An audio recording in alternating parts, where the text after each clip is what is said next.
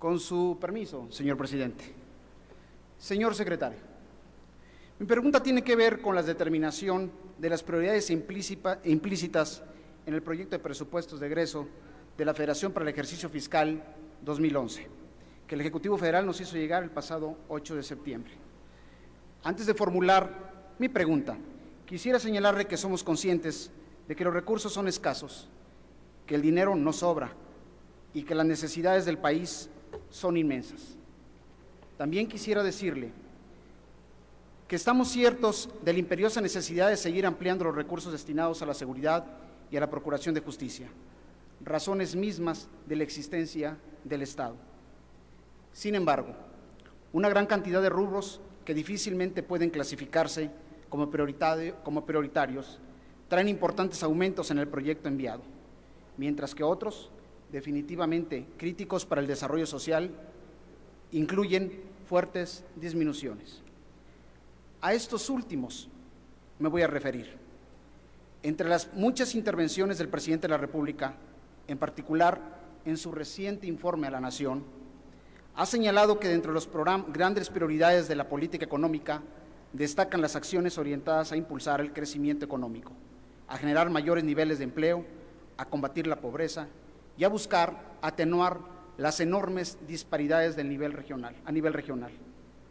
Sin embargo, la mayoría de los programas de gasto orientados a alcanzar este tipo de acciones vienen sensiblemente recortados en el proyecto de presupuestos para 2011. Por señalar algunos ejemplos de los antes mencionados, me referiré a los recursos incluidos en el ramo 8, correspondiente a la Secretaría de Agricultura, los cuales registran una caída del 18.9% respecto a lo aprobado por el presente año 2010.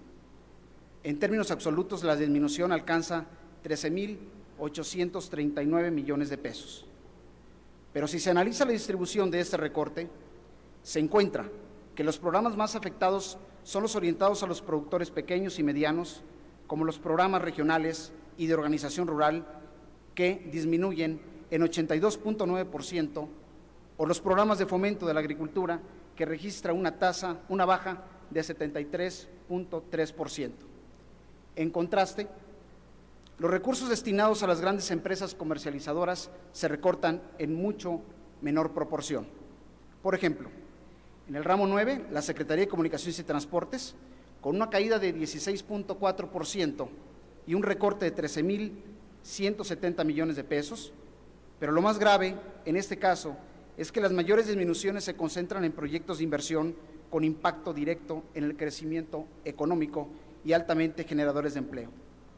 Un tercer ejemplo lo constituyen los recursos presupuestales propuestos para el ramo 16, Secretaría del Medio Ambiente, con una baja de 7.6%, aunque el monto absoluto que se pretende recortar asciende a 3.508 millones de pesos.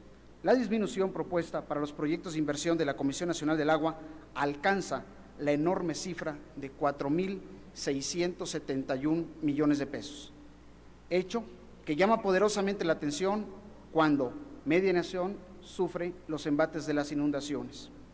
El siguiente caso es el del ramo 20, Secretaría de Desarrollo Social, cuyo presupuesto total disminuye solo 0.9%, pero algunos de sus programas con gran impacto social muestran caídas muy fuertes. Ejemplos: los recursos destinados a los programas de atención a la pobreza urbana disminuye en 20.8%, el presupuesto de la unidad de microrregiones baja en 7% y los fondos destinados a Liconza en 3.9%.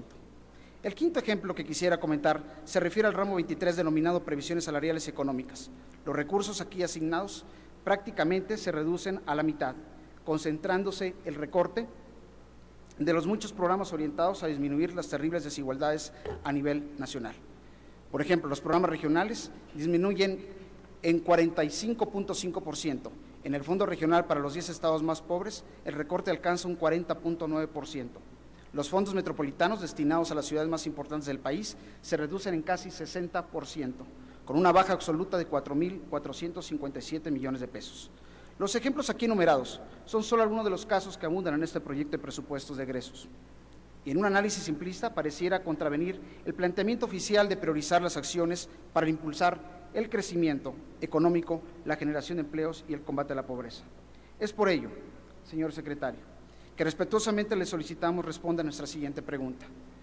¿Cuáles son los criterios que siguió el Gobierno federal para definir las prioridades del gasto público que se incluyen en el proyecto de presupuestos de egresos de la Federación que justifiquen estas reducciones presupuestales en rubros tan sensibles para el pueblo de México? Por su respuesta, gracias.